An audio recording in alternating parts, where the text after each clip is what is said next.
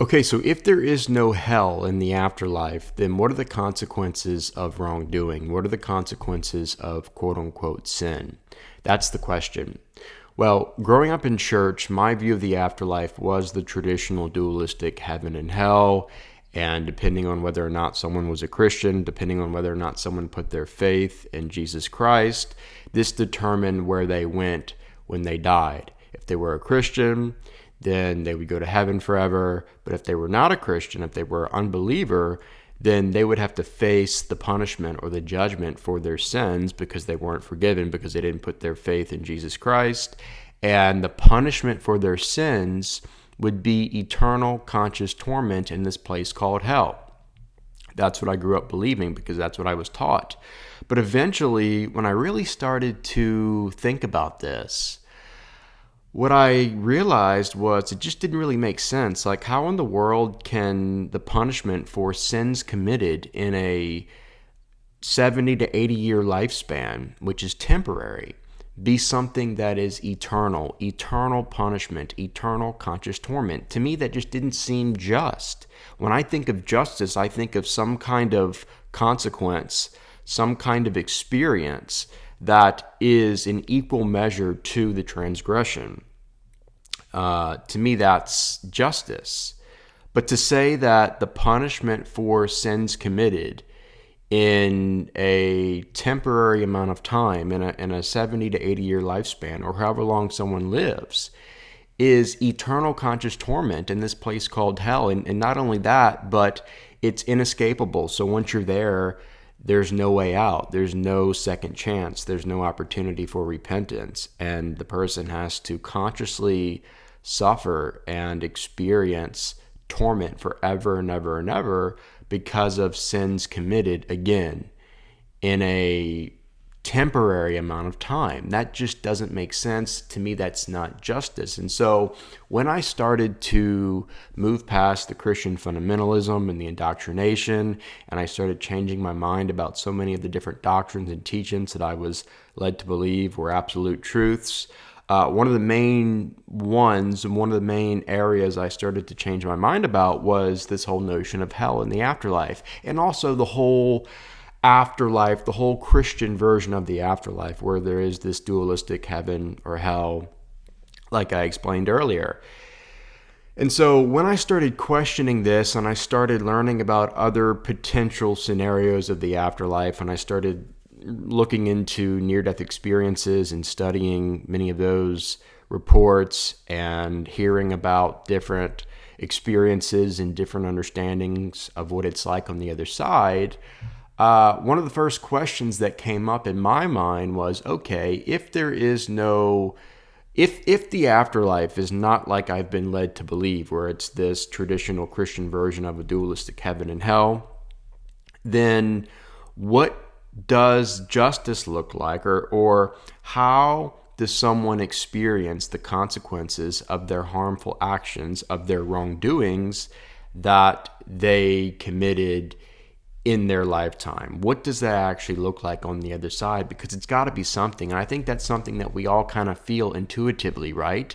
Like there is this, it just seems like there is some kind of universal law of justice, of sowing and reaping that is in the universe. We just kind of feel that. We know, again, intuitively, it just seems right. Like there has to be some kind of system there where a person faces the consequences of their actions. And so just the idea of, okay, let's say there is no hell, and I don't believe in hell, and maybe I'll talk a little bit about that in a minute. I've also made videos about this, but if we go with the path of there is no hell, there is no place of eternal conscious torment in the afterlife, then let's say someone lives a horrible life where they inflict tons of suffering onto others and they're just full of evil during their lifetime, and then they die. And while they were on earth, they never faced the consequences of their evil actions. Then the idea of that person just getting off the hook and just getting to go straight to heaven, or whatever you want to call it, some kind of paradise, some kind of eternity of peace enjoy and love and happiness without having to face the repercussions of what they did on this earth, that also feels off. It also feels like it's unjust, right? And so that's the other side of it. And I would think about this too. And so I knew there had to be something that I was missing, because let me just say this. I knew at this point in my journey, because of what I had been studying and because of what I had spent a lot of time examining, that I knew that there was, I didn't believe in hell anymore. I got to that place in my journey, and I didn't believe in the traditional Christian version of the dualistic heaven and hell like I was raised to believe. When I got to a place where I just stopped believing in things because people were telling me I had to believe in them, and I started thinking for myself, I started to study for myself, I started to do my own research, this is when the whole notion of hell began to fall apart for me. And I also examined it because at the time I was still a Christian, and so I examined it from a biblical perspective, a church history perspective, and what I found was that the idea of hell as this place of eternal conscious torment, the Christian version of hell, is a post-biblical idea in the sense of it was formed after the biblical scriptures were written. It was actually formed in the first few centuries of Christianity, as Christianity was developing into a systematized religion.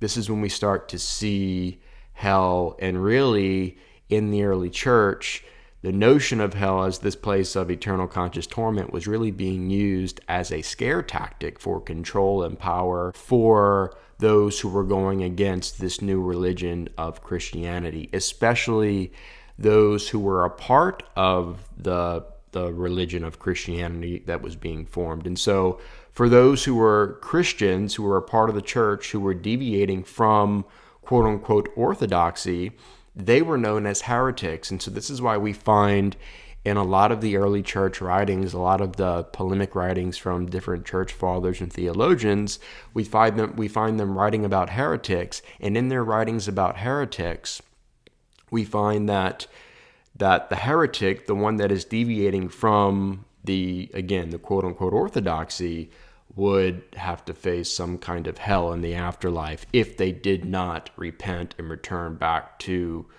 the organized church. So a lot of times in these writings, this is what hell is not just for, in these writings, in these early church writings, hell is not just for the unbeliever, it's not just for the sinner, it's also for the heretic. And in some of the writings, the punishments in hell are more severe for the heretic than for the sinner, than for the unbeliever. So that's how we find hell being used predominantly in the early church as Christianity was being formed into an organized, a systematized religion in the first few centuries.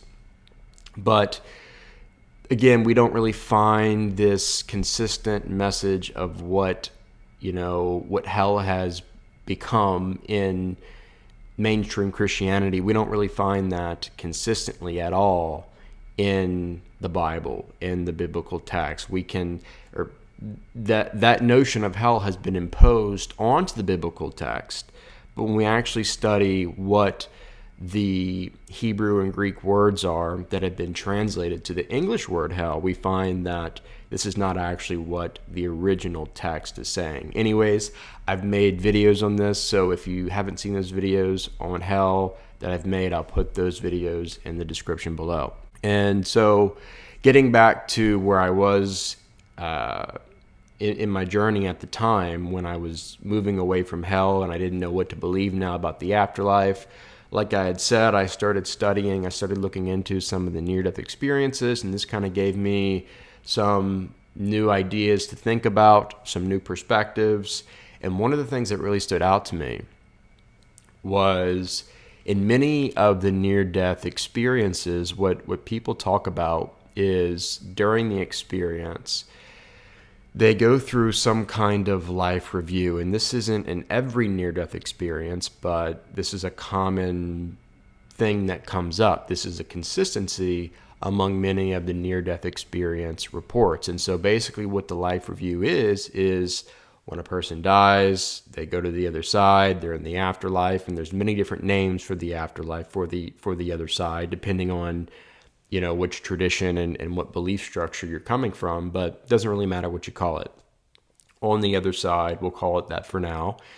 One of the first things that happens during the near-death experience is there's a life review, in the sense of the person is able to see everything they did in their current or in their previous lifetime. And so a near-death experience, if you're not familiar with that, is basically when a person dies and they go to the other side. They have some kind of experience of the afterlife, but then ultimately the person returns back to their physical body on earth and they continue to live. And so it's almost like a little glimpse of, what actually is going on the other side. It's a taste of it. And for many people, they are immensely transformed by these experiences. They come back with a brand new perspective, a brand new way of viewing themselves, others, God, the world, everything. They're completely changed. And so anyways, in the near-death experience, during the life review, they are experiencing everything they did in their lifetime, in their incarnation. And what many of them say is that during this life review, they are experiencing their life, but from the perspective, from the point of view of those around them, the people that were in their life. And so whether they were inflicting harm or love onto the people around them, they're experiencing that from the perspective, from the point of view of those people. And so they really get to feel, they really get to experience what it was like. And this life review experience can be something that is incredibly transformative, and it becomes a major learning experience. It becomes something that you go through, that you experience on the other side, where you really get to see what your actions, whether good or bad, were actually doing to the people around you. And typically what happens during the life review is people start to have a perspective or an understanding of the interconnectedness of all life. And so from this comes unity consciousness. And so after the life review and after the near-death experience, when they come back into their body on earth, what they say is that during the life review, what we learned was that everything is one, everything is interconnected. And so what I am doing to others, I am actually doing to myself. And this is something that we read about, even in the Bible. Jesus talks about this. He says, what you did to this person and that person, you were actually doing to me. And then he also says that do unto others as you would have them do unto you. And so this is unity consciousness. This is this recognition of, okay, separation is an illusion. And whether I realize it or not at the time, what I am doing to my neighbor, to the other person, is directly connected to myself. And somehow, some way, I will experience this action. I will experience the energy that I am putting out into the universe. It will come back to me. And this is the whole sowing and reaping principle that we find in the Bible, from the teachings of Jesus and in other traditions. And there's different names for this as well. But essentially, it's the idea that what we are putting out, what we are giving out, will somehow, some way come back to us, and we will experience the other side of it, whether positive or negative, whether good or bad. And so even Jesus says something like, I think this is Luke 6, where he talks about, he's talking about judgment. He says, if you don't judge, then you will not be judged. If you don't condemn, then you will not be condemned. If you forgive, then you will be forgiven. And he talks about, give and it shall be given unto you. The measure that you give is the same measure that you will receive. And so this is sowing and reaping. Another name for this is karma. And the word karma simply means action. There's so many misunderstandings, there's so many misconceptions around this whole notion of karma, and I do plan on making a video solely addressing that, but the whole notion of karma. But this is what's going on here. This is what is being taught by not just Jesus, but many other spiritual teachers and mystics and sages from the various spiritual traditions, especially in the East, like in Buddhism and Hinduism. And again, there's many different interpretations and understandings of what karma is. There's many misconceptions about karma, and I do plan on clearing that up in a future video. But when I started to read these experiences from the near-death experiences, from the life reviews, and I started understanding this whole idea of oneness and there is no separation and everything is interconnected, then I started to develop a new way of viewing how wrongdoing is dealt with, not only in this life, but also in the next life. I started to completely change my mind about how it worked and what it was all about. And what it all essentially goes back to is this whole notion of interconnectedness, everything being one.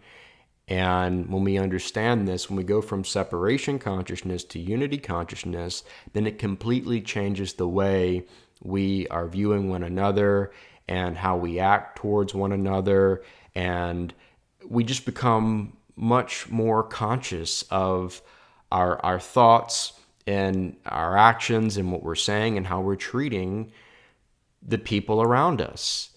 And to me, this is something that is really beautiful and something that can produce a lot of transformation in our lives if we understand this, if we just start from this place of unity consciousness, oneness, instead of separation consciousness.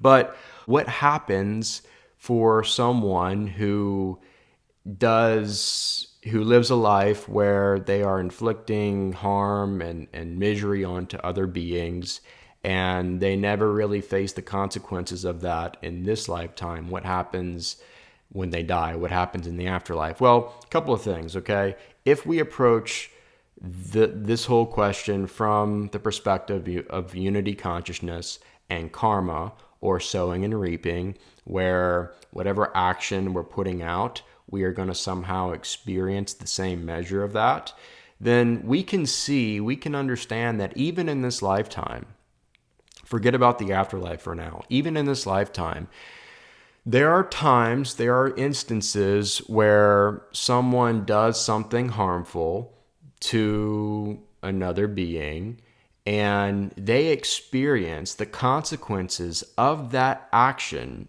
in this lifetime. They experience it here and now.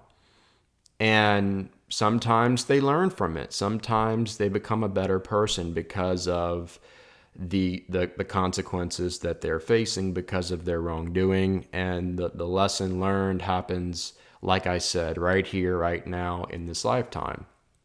And so there are many examples of this, and we probably have examples of this in our own lives, but we can also probably think of other people that we know that have experienced some kind of consequence, some kind of punishment, some kind of repercussion for their actions that happened in this lifetime, and they experienced the consequences of their actions during their lifetime, before they died, right? And like I said, sometimes there's growth from this, there's learning from this, other times maybe not so much, they keep doing the same thing. But this is what happens, and we can think of instances and examples of this right here, right now, in one lifetime. But then there's the question of, okay, well, what happens if the person never experiences the consequences of their actions during their lifetime, during their 70 to 80 years on earth? What will it look like for them on the afterlife? Well, the traditional Christian version of the afterlife would say if that person has lived a life of sin, which the belief is that everyone is living a life of sin, and the only way out of sin and the punishment of sin is to put faith in Jesus Christ. And so let's say you have someone who who was not a Christian, who didn't put their faith in Jesus Christ, and they lived a life of sin, committing many sins, and then they die, the belief is that that person would be judged by God and then go straight to hell, where they would experience eternal conscious torment. But from the unity consciousness, sowing and reaping karma perspective, when that person dies, the first thing that that person is going to experience is the life review. And during the life review, it's not a judgment. So there's not a God in the sky or a God in the heavens that's sitting there judging you for everything you did or didn't do during your past lifetime. No, the judge is actually you. You are examining yourself.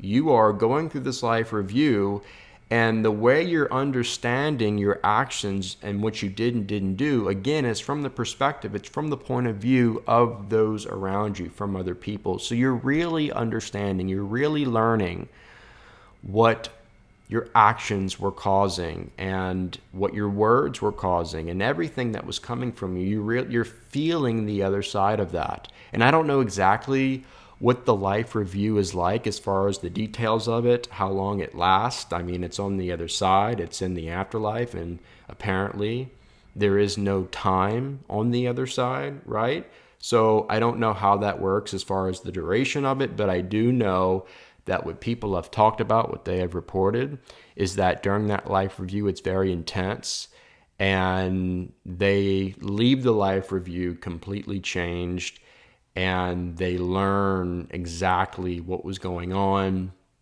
and there's just tons of clarity and understanding that comes from that. So that's the first thing the person, the soul, will experience, will encounter on the other side.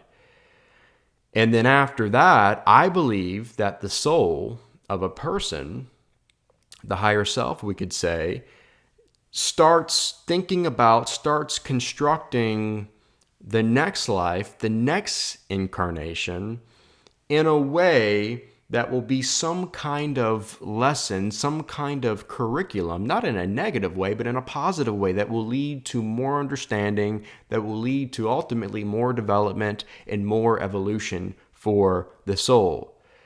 And so it's almost like you could think of it as each lifetime is some kind of VR game. And the game is very sincere and it's meaningful, and we come here to learn. But each lifetime is like another level. It's another experience. And the whole point of the incarnations, the whole point of the various lifetimes, is for the soul's ultimate growth and development and evolution.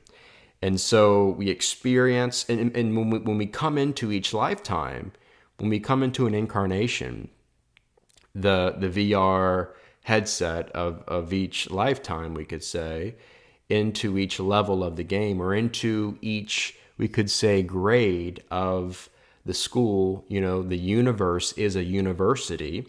And so each level, each grade that we're stepping into, we have to go through, the soul has to go through the veil of forgetting. And that's why most people don't remember their past lives and what they did and did not do in previous incarnations. But that doesn't matter, because that's the whole point. The whole point is to forget, because if we forget about the past, then the soul is stepping into this incarnation, and it's believing that this is the first life it's ever lived. And the higher self can really see, it's the opportunity, it is an opportunity to see what the soul is actually made of and where the soul actually is in the progress of development and evolution. Now, the lessons learned are embedded in the deepest part of our being. And so it's not like we forget the lessons necessarily. We just forget the details of past lives and incarnations. But the lessons that we learn and the transformation and the evolution that we experience is within us, and we experience that as we grow older and as we live each lifetime.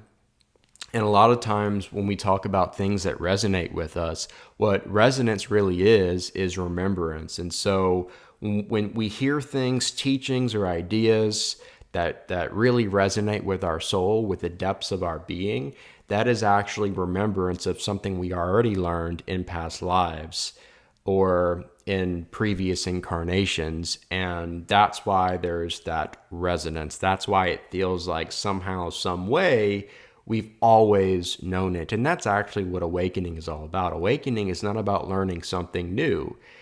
It's about recognizing what you've always known to be true and what you're learning from a new perspective or from a new angle, but it's still true and the truth has always been within you. So that's what's actually happening. And so anyways, we're going along the journey, and each incarnation, each lifetime is an opportunity to learn and grow. There is a universal law that is built into reality of action, the action that we're putting out. We're somehow, some way, we're experiencing the other side of that. And that is producing not some kind of retributive punishment, but some kind of restoration, some kind of rehabilitation, and some kind of correction for our greater good, for our souls, for the ultimate journey and evolution of the soul. And again, it just leads to, I think, goodness. It leads to correction. It leads to advancement. And it leads to this great awakening of unity consciousness. Instead of taking a step backwards in the opposite direction of separation consciousness, which is really where all of the wrongdoing is stemming from. The wrongdoing, the harmful actions, the quote unquote sin, the evil behavior, all of that is stemming from separation consciousness. But if we start to shift collectively from separation consciousness into unity consciousness, I really do believe that this will directly influence how we treat the world around us, how we treat our neighbor.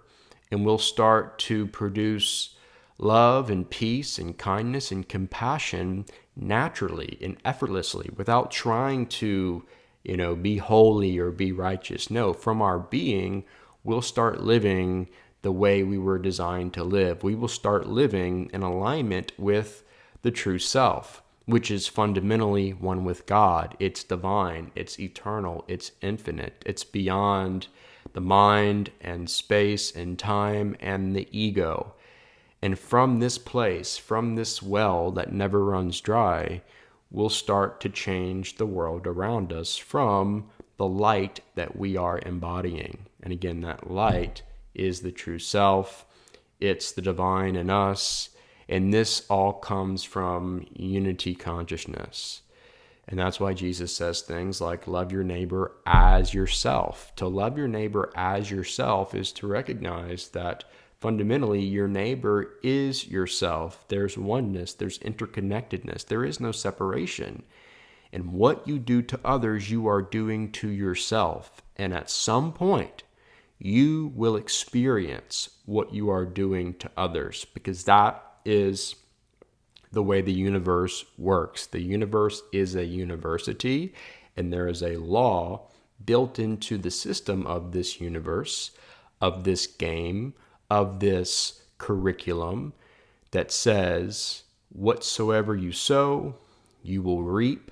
But this is not retributive. This is not punishment. This is for your growth and development and for your evolution.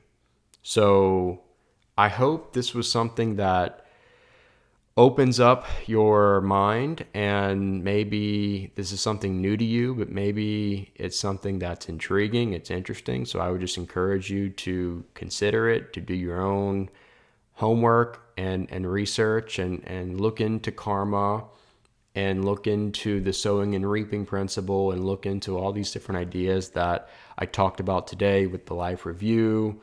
And I would love to know how you feel about this approach and this model compared to the traditional version that we find in fundamentalist forms of religion where there's this dualistic heaven and hell, and you've got this temporary time to figure it all out, to believe in the right thing, and if you don't, then if you don't figure it out, then you go to hell forever with no escape.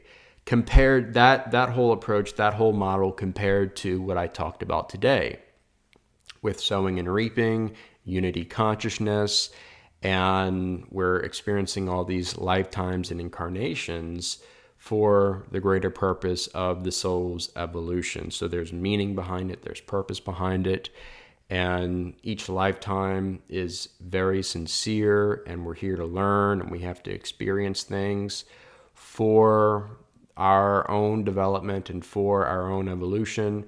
But there's a point to it all, and ultimately, like I said, it produces growth and development. So I would love to hear what you think about all this. Please leave all your thoughts, comments, and questions in the comment section below. And if you found this video helpful, informative, or insightful, please leave a thumbs up at the bottom of the screen, and be sure to subscribe to my channel if you haven't already. Thanks for watching, and I'll see you next time.